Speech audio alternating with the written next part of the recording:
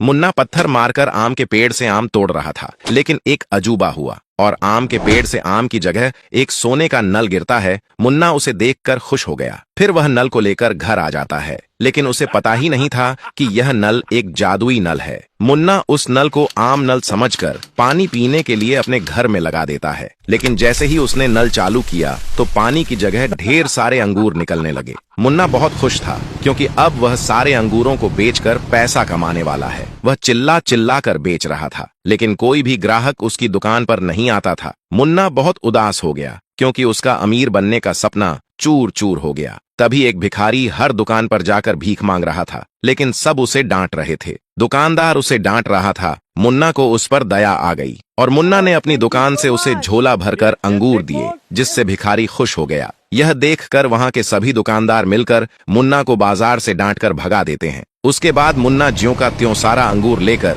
वापस घर जाने लगता है। तभी उसे कुछ गरीब रोजेदार दिखते हैं और उनके पास इफ्तार के लिए कुछ भी नहीं था। फिर मुन्ना ने अपना बड़ा दिल दिखाया और सारा अंगूर गरीबों में इफ्तार के लिए बांट दिया और बचा हुआ अंगूर लेकर एक मदरसे में जाकर बांट दिया। लोग बहुत खुश हो गए। एक दिन मुन्ना के गांव में जोरदार बारिश होने लगी और देखते ही देखते तेज बाढ़ आ गई और एक ही झटके में सब खत्म हो गया और सारा घर और खाने का सामान सब बह गया। इसी बीच मुन्ना का सोने का नल भी बह गया था और वह घबराया हुआ उसे खोजने लगता है। लेकिन वह कहते हैं ना कि जब ऊपर वाला लेता है तो कुछ भी नहीं छोड़ता, और यही हुआ। मुन्ना के साथ साथ सभी गांव वाले भूख के मारे बिलक बिलक कर रोने लगे। ये खबर सुनकर वही गरीब लोग अपने अपने घरों से कुछ खाने के लिए खाना लेकर पहुंचे। फिर सभी को एक एक करके पेट भर के खाना खिलाया और गांव वाले बहुत खुश हो गए और गरीबों को देख देखी दूर दूर के लोग भी गांव वालों के लिए खाना लेकर पहुंच गए। वे लोग सिर्फ खाना ही नहीं खिलाया,